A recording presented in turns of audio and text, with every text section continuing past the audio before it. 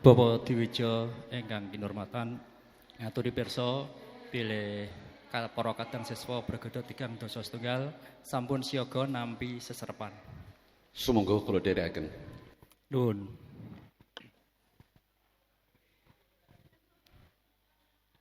Monggo sedaya kemawon kula aturi jumeneng saktawis.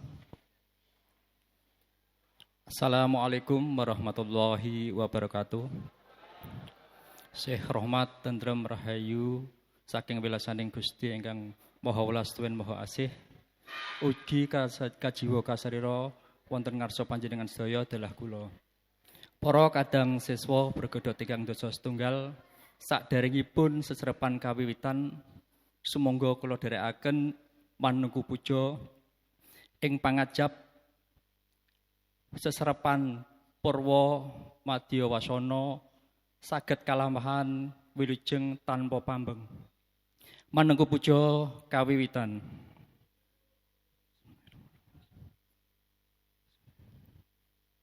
Manungku puja purna. Salajengipun kula aturi lenggah malih wonten papan palenggahan ingkang sampun cumawis kanthi mardu mardikaning penggalih. Nuwun hadanallah wa iyyakum ajmain. Assalamualaikum warahmatullahi wabarakatuh. Monggo Rama Pras. Assalamualaikum warahmatullahi wabarakatuh. Syekh Rahmat tentrem rahayu saking wilasaning Gusti ingkang Maha Mirah, Maha Welas tuwin Maha Asih ingkang tumedhak tumanduk tuwin tumanem dumateng jiwangga panjenengan dalasan kula. Kacina wonten ing kalenggan nika panjenengan dalah sampun binaring kempal nyawiji rawuh kanthi karaharjan katentreman kabagyan sarta kabagas sarasa. Sagung para siswa mangka saderengipun tumapak ing tata cara utawi seserepan siram jamasipun calon penganten putri kula badhe ngaturaken menggah syarat sarana paraga ingkang badhe nyirami menika kapiji ganjil cacahipun 7 lajeng bapa dalah ibu menika mboten kapetang. Dados mboten kapetang awit menika ingkang hamengkugati ingkang badhe kagungan kersa. Dados ingkang dipun etang menika wiwit setunggal sasampunipun bapak tuwin ibu nyirami lajeng ingkang angka kalih menika nembe setunggal lajengipun ingkang sampun nate kagungan kersa mantu. Panjenengan emot-emot nggih menawi mboten saged nggih pun catet. Dados ingkang nyirami calon penganten kakung dalah putri menika ingkang sampun nate kagungan kersa mantu utawi sinebat sing wis tau mantu menawi ingkang dereng nate kagungan kersa mantu menawi saged nggih ampun. Dados ingkang nyirami menika cacah ganjil mboten kapetang ibu dalah bapak ingkang kagungan kersa cacah 7 ingkang sampun nate kagungan kersa mantu menawi putri ingkang nyirami sedaya ibu-ibu mawi wonten bapak menika namung dados pangamping wonten angka piring kanan. Dados wami sekalian rawuh bapak menika pangamping kemawon ibu ingkang nyirami. Semanten ugi menawi siram jamasipun calon penganten kakung ingkang nyirami menika ugi bapak mboten ibu. Dados menawi kakung menika ingkang nyirami bapak lajeng ibu minangka pangamping. Toya siramanipun kapundhut saking 7 tuk utawi 7 sumber. Dados mboten 7 sumber menika upami setunggal dusun 7 sumur mboten saged. Dados 7 dusun. Upaminipun nggih saking pundi niku ngemplak Mbah Mutomake lajeng saking Winong, lajeng saking pokokipun nganu siji dusun. Menawi siramanipun calon panganten kakung menika mboten wonten mecah kendi. Menawi penganten kakung mboten wonten mecah kendi, ingkang wonten namung penganten putri. Mecah pamor menika. Lajeng cak-cakanipun siraman mangke, cak-cakanipun siraman ciduk ingkang sepisan kasiramaken wonten mustaka sirah.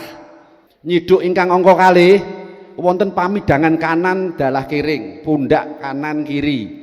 Niduk ingkang angka 3 wonten tumibeng jojo lajeng mengandhap, tumibeng jojo mengandhap. Monggo paraga ingkang badhe nyirami kula aturi lenggah wonten ing papan ingkang sampun sumadya. Bapak lan Ibu calon pengantin putri lenggah badhe pun sungkemi mangke wonten mriku. Nah, pangantin putri wonten mriku kemawon. Cacah ingkang nyirami menika cacah ganjil. Bapak Ibu dipunitang setunggal. Lajeng Ibu Pangidibusana mboten dipunitang. Mboten dipunitang. Monggo saking pambiwara rumiyin nggih. Maos tata cara. Mboten jangkep mboten napa-napa nggih, namung nyebataken kemawon. Prememori ngoten nggih. Assalamualaikum warahmatullahi wabarakatuh. Waalaikumsalam. Tata cara kang angka kalih pasang BKTP lan tuwuhan. Bapak dalah Ibu. Melampahipun mangke wonten gendhingipun nggih kalem-kalem. Prayogi wonten ingkang astakaken malah prayogi dipun betakaken. Bapak Ibu namung melampah kemawon. Menika Ibu ingkang ngaturaken, Bapak nampi lajeng pun pasang. Dipun tampi Bapak, lajeng Bapak masang BKTP wonten ing satengahing wiwara pawiwahan. Lajeng mandhap sasampunipun dipun pasang lajeng Ibu ngaturaken tuwuhan dipun pasang dening Bapak. Monggo Bapak. Pasang wonten mriki, Pak. Saksepeke mriki nggih. Pasang BKTP menika gendhingipun ketawang Sanghyang. Pisang menika sejatosipun tasih wonten gedebokipun, lajeng wonten ontongipun uti jantungipun nggih. Dados cengkir menika dipun centelaken wonten inggil sejatosipun. Terus biasanipun cengkir menika kalih-kalih. Lah menika gedebok, menika sejatosipun dipun tancepi wilah. Dados sejatosipun cengkiripun menika sekawan nggih ingkang ngaturaken Ibu, ingkang masang Bapak. Mboten nggih mengke sadèrènge penuwangan panatacara ngaturi pirsa dumateng ingkang kersa. Mungkin cak-cakanipun mekaten. Menapa? Juru rias niku mboten nderek menika. Dados juru rias mboten nderek. Nggih, mboten nderek mriki. Juru rias namung wonten menika. Nggih. Bapak Ibu calon pengantin putri mlebet malih Paripurna tata cara pasang BKTP lan tuwuhan. Tata cara saklajengipun nun inggih punika cethik latu. Niki berase sakjane nek wonten pakem dileren dipususi tumuju sasana padangan. Sasampunipun dumugi wonten ing padangan, nggih. Bapak ndodhok lajeng cethik latu. Bapak cethik latu utawi dadek geni menika supados cepet. Menika wonten kajeng. Nggih, niku mangke wonten dapur alit ngaten, wonten kajengipun supados dipun syuting utawi dipun pirsani sae. Kajeng menika pun siram tuyuk nganu minyak gas.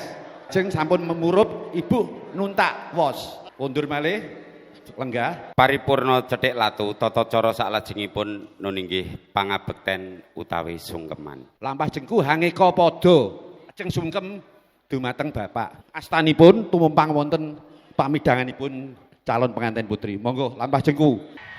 Lah ngaten menika ingkang pratitisaken juru rias nyembah jengku kanan. Lajeng pamidangan. Nah. Menika lajeng gantos ingkang Ibu sungkem ingkang Ibu. Langkah jengku mboten saged miyat ngadeg mboten pikantuk. Nyembah rumiyin. Nah, monggo Ibu kalih Bapak nderekaken lenggah wonten ing sasana siraman.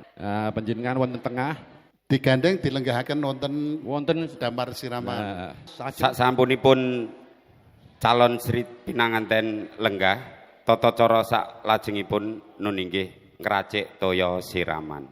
Menika pitung sumber utawi pitung tuk pun lebetaken menika Ibu ngaturaken Bapak ingkang nyuntak. Nah, menika kalian dipun sebataken nggih. Nyuntak toya Sumber tok pitu. tuk pitu menika saking upami saking Mbah Mutamakim. Nah, upami saking Masjid Pati dipun sebataken mungkin diserati menika. Paripurna ngracik toya siraman tata cara saklajengipun nun inggih pandonga. Assalamualaikum warahmatullahi wabarakatuh. toya siraman dipun dongani tata cara saklajengipun nun inggih mundhut toya ingkang badhe kakintun dumateng calon pinanganten kakung. Tata cara saklajengipun nun inggih sekalian kakung putri toya mboten putri sedaya. dumateng utusan duta ingkang sampun kapiji. Menika mangke panjenengan ngutus ugi ngagem Antawacana pangandikan. Nuwun kadang sinten kepareng kula nyuwun tulung masrahaken toya puspita adi kagem siram jamasipun calon penganten kagem siramanipun calon penganten kakung kaki bagus sinten monggo upami nah monggo ngaten nggih dados ngagem lajeng ingkang ngampi kula tampi ngestokaken dawuh kepareng kula bidal nah kula tampi ngestokaken dawuh kepareng kula bidal Kalajengaken tata cara siraman.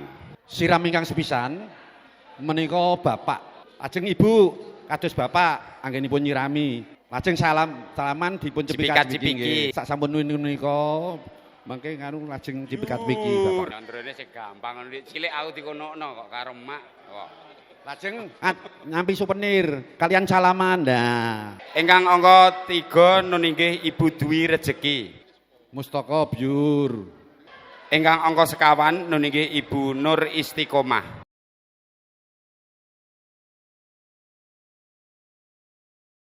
ingkang angka gangsal ingkang sampun kapiji nun inggih Ibu Zumalalaili nun swawi kula dherekaken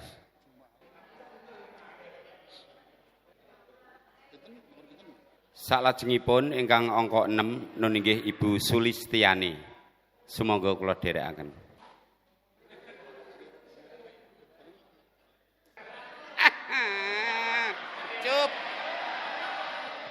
ingkang pungkasan nun inggih ingkang nomor 7 Ibu Tri Suharti.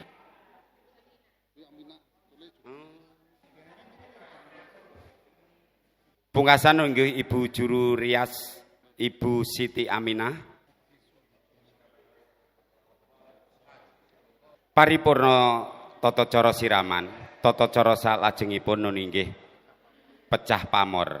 Kangge wudu isi toya wening dipun sutak diparengaken dumateng calon pinanganten putri. Suntak sur kangge kemudu. Nah, minangka sesuci nggih sesuci. sebate minangka sesuci.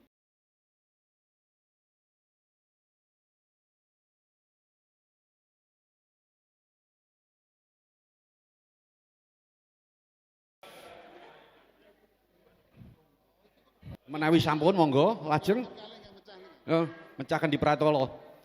Ibu kalian bapak aben-ajeng adep-adepan. Aben-ajeng abet-abetan. Tata cara salajengipun nun inggih bopongan.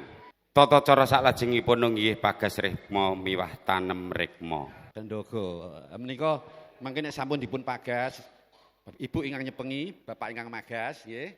Lajeng mangke semanten ugi sak sampun bapak magas, bapak ingkang nyepengi, ibu ingkang magas. Nggih. Kaping 3. Ampun. Tata cara salajengipun nun inggih tanem rikma. Tanem rikma menika bapak ibu miyos saking mriki dumugi ngajeng Bali Wisma. Menika sampun wonten cepakan dudukan. Menika ingkang ngrigenaken ugi panata cara nggih. Paripurna tanem rikma, tata cara salajengipun nun inggih pagas tumpeng lan dulang pungkasan. Bapak namung magas, ibu ingkang mundhutaken lawuh. Lajeng bapak ngaturi unjukan, paring unjukan. Sak sampunipun paring unjukan. Oh, sampun. Lajeng gantos ibu ingkang dulang ugi kaping 3, monggo. Nah, ampun. Lajeng paring unjukan, ibu paring unjukan. Paripurna pagas tumpeng dalah dulang pungkasan. Tata cara saklajengipun nun inggih sate dawet. Lajeng ibu menika nggih dipun incipi rangkung rumiyin. Sak sampunipun dawet menika dipun ciduk dipun adari gelas. Bapak aturi ngincipi. Nah, pami kok pripun Pak raos sing dawetis. Wah seger bune. Ibu ingkang lenggah, Bapak mayungi kalih nganu apa? Ngastom nika lho, Bu. Lah kangge wadah arta nggih. Ibu ene mriki mangke nek sampun nampi arta dipun cemplungaken wonten mriki, panjenengan nyiduk dawet lajeng diaturke ingkang sami tumbas dawet kala wau. Pirsa? Asilipun sate dawet dipun paringake marang calon pinanganten putri. Tata cara ingkang pungkasan nun inggih menika paripurna utawi panutup.